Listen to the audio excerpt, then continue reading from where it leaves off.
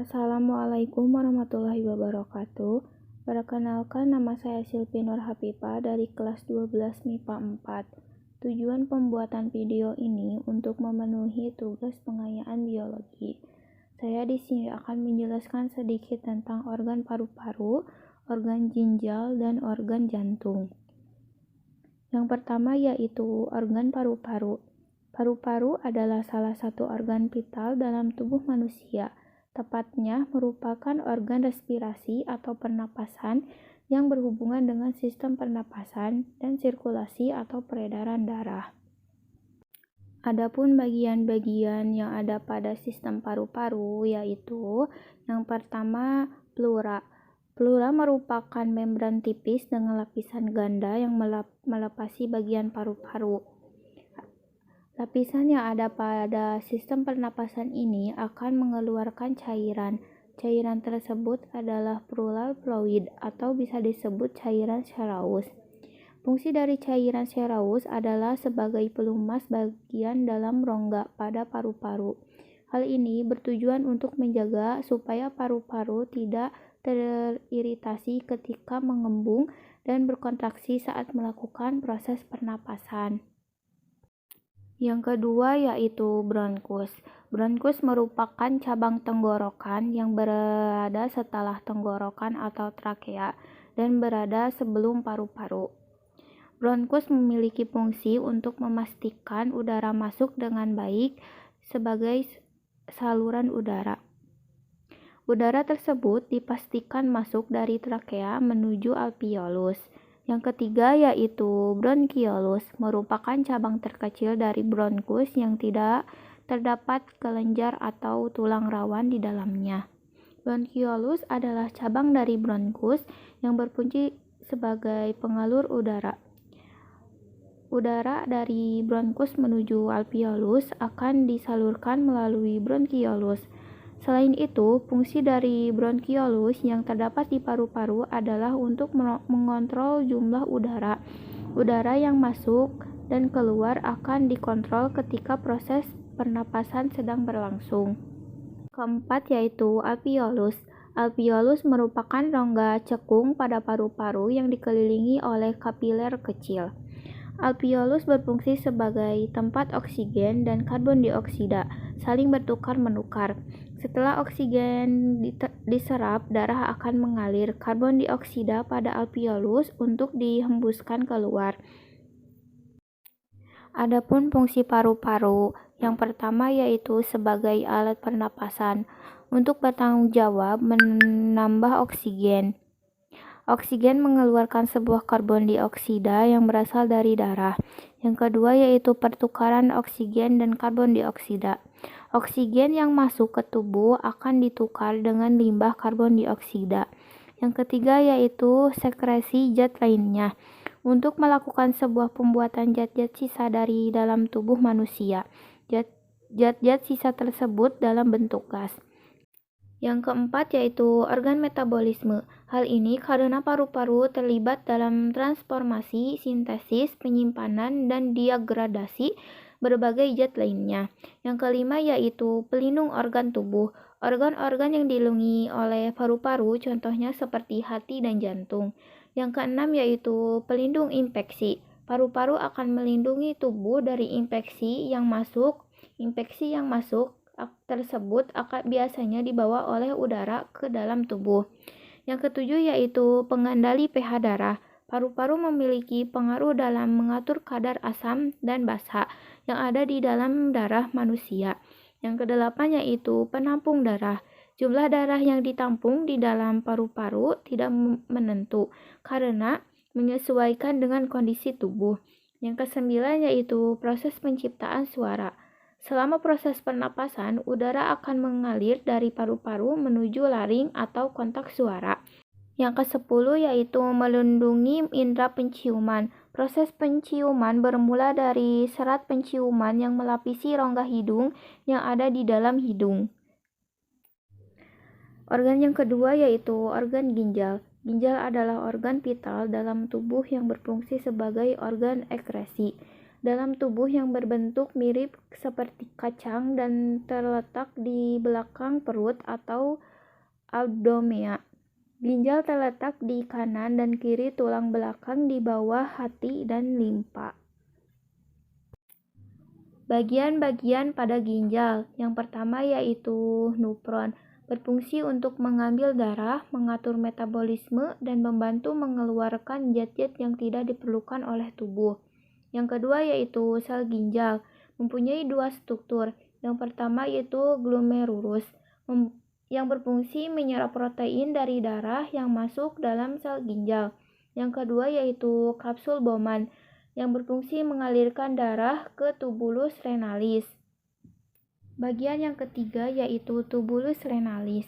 Ada 3 bagian. Yang pertama yaitu tubulus kontekstul proksimal, di mana air sodium dan glukosa akan diserap kembali. Yang kedua yaitu lengkung Henle, menyerap kembali kalium, klorida, dan natrium.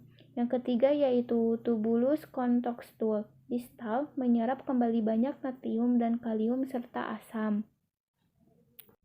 Bagian yang keempat yaitu konteks ginjal. Bagian ini merupakan bagian terluar dari ginjal. Konteks ginjal berisi glomerulus dan tubulus kontekstul. Di tepi konteks ginjal dikelilingi oleh kapsul renalis dan lapisan lemak. Bagian ini berfungsi untuk menjaga jaringan yang ada di dalam ginjal. Yang kelima yaitu medula. Di dalam struktur dalam ginjal terdapat medula. Medula terdiri dari lengkung Henle dan primadia ginjal. Primadia ginjal merupakan struktur terkecil yang ada di dalam jaringan nephron dan tubulus. Bagian yang keenam yaitu pelvis ginjal. Struktur ginjal ini berfungsi untuk mengumpulkan dan membuang urin.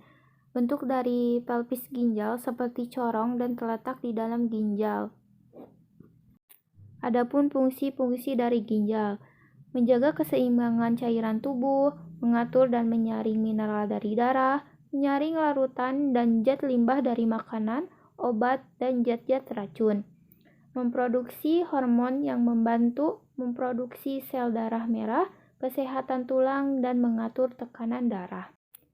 Adapun cara menjaga ginjal agar tetap sehat: cukupi kebutuhan air, makan makanan yang sehat, batasi asupan garam, jaga berat badan ideal, perhatikan tekanan darah, jangan merokok atau minuman alkohol berlebihan. Organ yang ketiga yaitu organ jantung. Jantung adalah organ vital yang berfungsi sebagai pemompa darah untuk memenuhi kebutuhan oksigen dan nutrisi ke seluruh tubuh. Bagian-bagian jantung. Yang pertama yaitu prekandium. Prekandium menghasilkan cairan serous untuk melumasi jantung selama berdenyut. Yang kedua yaitu serambi. Serambi terdiri dari 2 macam, yaitu serambi kiri dan serambi kanan. Serambi kiri berfungsi menerima darah bersih dari paru-paru, sedangkan serambi kanan menerima darah kotor dari tubuh yang dibawa oleh pembuluh darah. Bagian yang ketiga yaitu bilik. Bilik terletak pada bagian bawah. Bilik mempunyai 2 macam, yaitu bilik kanan dan bilik kiri. Bilik kanan mempunyai fungsi sebagai memompa darah dari jantung ke paru-paru, sedangkan bilik kiri memompa darah bersih ke seluruh tubuh. Bagian keempat yaitu katub. Ada 4 jenis katub yang menjaga aliran darah mengalir ke satu arah. Yang pertama yaitu katub rifkupsid, mengatur aliran darah antara serambi kanan dan bilik kanan. Yang kedua, katub pulmonal, mengatur aliran darah dari bilik kanan ke arteri pulmonalis yang membawa darah ke paru-paru untuk mengambil oksigen. Yang ketiga yaitu katub mitral, mengalir darah yang kaya oksigen dari paru-paru ke serambi kiri dan bilik kiri. Yang keempat yaitu katub aorta, membuka jalan bagi darah yang kaya akan oksigen dari bilik kiri ke aorta atau arteri terbesar pada tubuh. Bagian yang kelima yaitu otot jantung. Otot jantung merupakan gabungan dari otot lurik dan otot polos yang berbentuk silindris dan memiliki garis terang serta gelap. Nah, pada otot jantung ini terdapat siklus jantung, yaitu urutan kejadian yang terjadi saat jantung berdetak. Berikut dua fase siklus jantung, yaitu yang pertama yaitu sistol. Jaringan otot jantung berkontraksi untuk memompa darah keluar dari ventricle. Yang kedua yaitu diastol. Otot jantung rileks terjadi pada saat pengisian darah pada jantung. Bagian yang keenam yaitu pembuluh darah. Ada 3 macam pembuluh darah. Yang pertama yaitu arteri. Pembuluh darah jantung ini kaya akan oksigen karena mempunyai fungsi darah ke sisi kiri otot jantung. Arteri memiliki dinding yang cukup elastis sehingga mampu menjaga tekanan darah tetap konsisten. Kemudian, arteri lip anterior descending atau LAD berfungsi menyediakan darah menuju bagian atas dan kiri jantung. Dan arteri lip circumflex atau LCX, cabang arteri kiri utama yang mengelilingi otot jantung dan menyediakan darah menuju sisi luar dan belakang jantung.